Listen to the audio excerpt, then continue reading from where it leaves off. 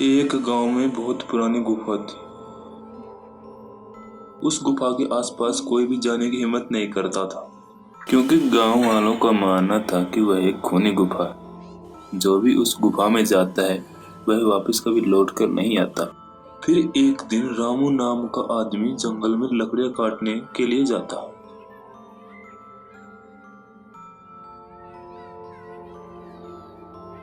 वह लकड़ियां काटकर जंगल से वापस आ रहा होता है, तभी बहुत तेज बारिश शुरू हो जाती है। उसकी सारी कटी हुई लकड़ियां भीगने लगती हैं। तभी उसे एक गुफा दिखाई देती है।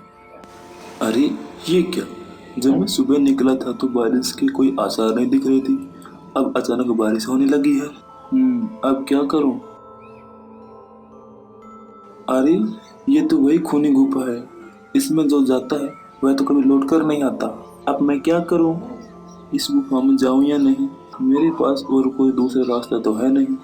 एक काम करता हूँ, थोड़ी देर के लिए इस गुफा में रुक जाता हूँ, बारिश थमने के बाद चला जाऊंगा। रामू उस गुफा के अंदर चल देता है।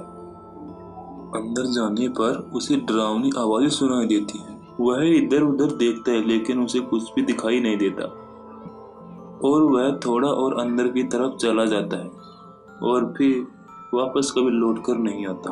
उधर गांव में रामू की पत्नी और उसका बेटा चिंटू उसका पूरी रात भर इंतजार करते हैं। उधर गांव में उसकी पत्नी और उसका बेटा चिंटू उसका इंतजार करते हैं, लेकिन पूरी रात बीत जाती है और रामू वापस घर पर नहीं आता। फिर अगले दिन दोनों माँ बेटे गांव वालों के पास जाते हैं और गांव वालों को अपनी पूरी बात बताते हैं। अरे भैया, मेरे पति कल जंगल गए थे लकड़ियां काटने, परंतु वे अभी तक घर लौटकर वापस नहीं आए। कोई मेरी मदद करो उन्हें ढूंढने। अरे बहन यशोदा, मैंने कल राहुल को जंगल में देखा था। वह लकड़ियां काट कर घर की ओर आ रहा था। तभी तेज बारिश हो रही थी और वह उस बारिश से बचने के लिए उस खूनी गुफा में चला गया। तुम तो जानती हो वह खूनी गुफा है। उस गुफा में जो कोई भी जाता है वह वापस कभी लौट कर नहीं आता। हे भगवान, अब मेरे पति का क्या होगा? श्यामू भैया, अब मेरी मदद करो। आप उस गांव वालों को अपने साथ लेकर उस गुफा में जाइए। क्या पता मेरे पति और बाकी गांव वाले आपको जिंदा मिल जाएं। नहीं मेरी बहन, हम उस गुफा में मरने के लिए नहीं जाएंगे। सब कहते हैं कि उस गुफा में चुड़ैल है, जो भी उस गुफा में जाता है उसको वह कच्चा खा जाती है। नहीं, हमें माफ करो, हम तुम्हारी कोई मदद नहीं कर सकते। फिर यशोदा और उसका बेटा चिंटू हताश होकर अपने घर की ओर चल देते हैं। अपनी माँ को परेशान देखकर चिंटू अपनी माँ को बोलता है, माँ तुम परेशान मत हो, मैं बाबा को घर जरूर वापस लेकर आऊंगा। अरे बेटा, जब पूरे गांव वाले मिलकर उस गुफा में जाने की हिम्मत नहीं जुटा पा रहे तो तुम अकेले क्या कर लोगे? कोई बात नहीं बेटा, भगवान तुम्हारे बाबा की रक्षा जरूर करेंगे। जा, बहुत रात हो गई है, तुम जाकर सो जाओ। चिंटू रात भर सो नहीं पाता और अपने बाबा के बारे में सोचता रहता है। फिर वह फैसला करता है कि वह अपने बाबा और बाकी गांव वालों को उस खूनी गुफा से लाकर रहेगा। चिंटू यही सोचकर आधी रात को जंगल में चल देता है, और जंगल का रास्ता बहुत ही डरावना था और चिंटू को बहुत ही डरावनी आवाजें सुनाई दे रही थी, लेकिन वह बिना घबराए उस गुफा की ओर चलता जाता। कुछ ही देर में वह उस गुफा में पहुंच जाता। गुफा में पहुंचने के बाद चिंटू को कोई भी गांव वाला दिखाई नहीं देता। उसे सिर्फ डरावनी आवाजें ही सुनाई देती हैं और वह हिम्मत जुटाकर गुफा में अंदर की ओर जाते ही रहता है। और चिंटू हिम्मत जुटाकर गुफा में अंदर की ओर चला जाता है, और तभी अचानक चिंटू के सामने एक भयानक चुड़ैल आ जाती है।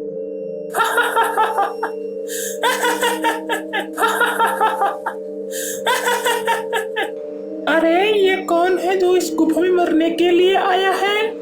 और चिंटू उस चुड़ैल को देखकर हक्का बक्का रह जाता है और कांपने लगता है। चुड़ैल को देखकर चिंटू की हालत काफी खराब हो जाती है, लेकिन वह भागता नहीं है।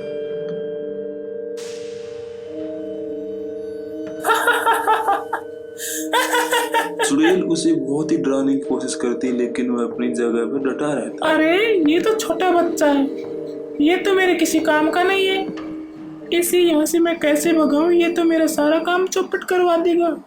और दूसरी तरफ यशोदा अपने बेटे चिंटू को घर में नहीं पाकर घबरा जाती है। हे भगवान, अब चिंटू कहाँ चला गया? कहीं मैं आधी रात को अपने बाबा को छुड़ाने नहीं चला गया? हे भगवान, अब मैं क्या करूं? फिर वह भागती हुई श्यामू के घर जाती है और उससे मदद मांगती है। भैया, चिंटू घर से लापता है। वह अवश्य अपने बाबा को बचाने के लिए उस खूनी गुफा की ओर चला गया होगा। कृपा करके मेरी मदद कीजिए। फिर श्यामू भागकर बाकी गांव वालों के पास मदद मांगने के लिए जाता है। अरे भाई कालिया, चिंटू भी उस खूनी गुफा की ओर चला गया है। अब हम सबको मिलकर उसकी मदद करनी चाहिए। अगर एक अकेला बच्चा आधी रात को उस खूनी गुफा में जाने की हिम्मत दिखा सकता है तो हमें अपने आप पर शर्म करनी चाहिए। तुम सही कह रहे हो श्यामू। चिंटू की हिम्मत देखकर मुझे भी हिम्मत आ गई। चलो हम सब उस खूनी गुफा में चलते हैं, जो होगा देखा जाएगा।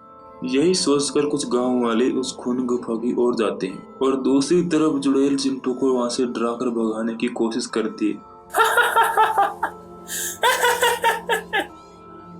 लेकिन चिंटू अपनी जगह से बिल्कुल भी नहीं हिलता। अरे मूर्ख बालक, क्या तुझे मुझसे डर नहीं लगता? मैं तुम्हें कच्चा ही खा जाऊंगी। मैं तुझे आखिरी बार बोल रहा हूँ, यहाँ से चला जा, नहीं तो अच्छा नहीं होगा। हे चुड़ैल, मैं अपने बाबा से बहुत प्यार करता हूँ। अगर वो मेरे लिए जान दे सकते हैं तो मैं भी उनके लिए जान दे सकता हूँ। मैं उन्हें लिए बगैर मैं यहाँ से नहीं जाऊँगा। अब मैं तुमसे नहीं डरता। तुम्हें जो करना है कर लो। अरे यार, ये तो बहुत बहादुर है। यहाँ से जाने का नाम ही नहीं ले रहा। कहीं मेरी सच्चाई सबके सामने ना आ जाए। अब मैं क्या करूँ? तभी सब गांव वाले हाथों में मसाल लिए वहां पर पहुंच जाते हैं। सभी गांव वाले बहुत डर जाते हैं। अरे बाप रे, यहाँ तो चुड़ैल है। अरे भागो यहाँ से, नहीं तो ये चुड़ैल हम सबको खा जाएगी। अरे मूर्खों, डरो नहीं। देखो चिंटू उस चुड़ैल के पास ही खड़ा है। अगर चुड़ैल को चिंटू को खाना होता तो चिंटू को कब तक ही खा चुकी होती। जरूर दाल में कुछ काला है। तभी सब गांव वाले चिंटू के पास जाकर उसके साथ खड़े हो जाते हैं। लगता है आज तुम सबकी मौत यहाँ तुमको खींच लाई है। हे चुड़ैल, चिंटू की हिम्मत देखकर हम सब में भी तुम्हारा सामना करने की हिम्मत आ गई है। अब हम तुमसे नहीं डरते। तभी सब गांव वाले हाथों में मसाल लिए चुड़ैल की तरफ बढ़ते हैं। अरे ये क्या, ये सब तुम मेरे तरफ ही आ रहे हैं। अब तो मुझे यहाँ से भागना ही पड़ेगा। अरे देखो देखो, ये चुड़ैल तो दुम दमाकर भाग रही है। जरूर कुछ दाल में काला है। लगता है ये कोई चुड़ैल नहीं है। चलो इसके पीछा करते हैं। और सब गांव वाले चुड़ैल का पीछा करने लगते हैं। चुड़ैल का पीछा करते करते गांव वाले एक ऐसी जगह पहुंच जाते हैं जहां बाकी सब गांव वाले उनको मिल जाते हैं। वे सारी खुदाई का कार्य कर रहे होते हैं। वे लोग गांव वालों को देखकर बहुत खुश हो जाते हैं और अपनी आप बीती बताते हैं। अरे भाई, तुम लोग यहाँ सब खुदाई का काम क्यों कर रहे हो? और पिछले 2 महीनों से गांव क्यों नहीं आए तुम सब?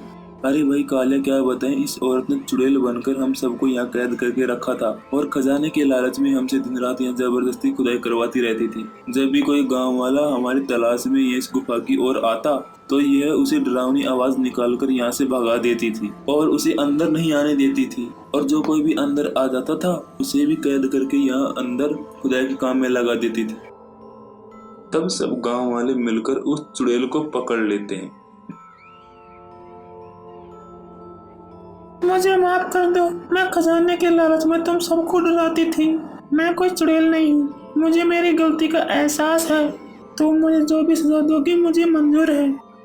कोई बात नहीं, तुम्हें तुम्हारी गलती का एहसास हो गया, यही बहुत है। मोरल, हमें कभी भी डरना नहीं चाहिए और किसी भी भूत चुड़ैल में विश्वास नहीं करना चाहिए। अगर आपको कहानी अच्छी लगी हो तो वीडियो को लाइक करें और हमारे चैनल को सब्सक्राइब भी जरूर करें।